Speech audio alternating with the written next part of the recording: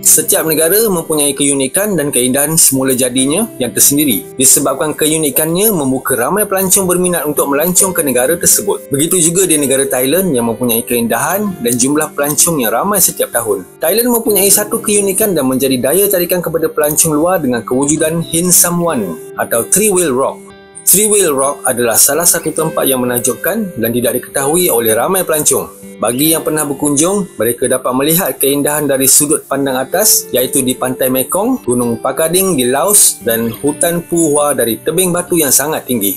Jika dilihat dari udara, batuan berkenaan tidak ubah seperti sekeluarga ikan paus dan pemandangan paling menarik boleh dilihat dari Pu Sing. Hin Sam Wan adalah sejenis batu yang telah menjangkau usia selama 75 juta tahun yang kelihatan terkeluar daripada gunung. Nama batu tersebut diberi sesuai dengan rupa yang berbentuk seperti ikan paus.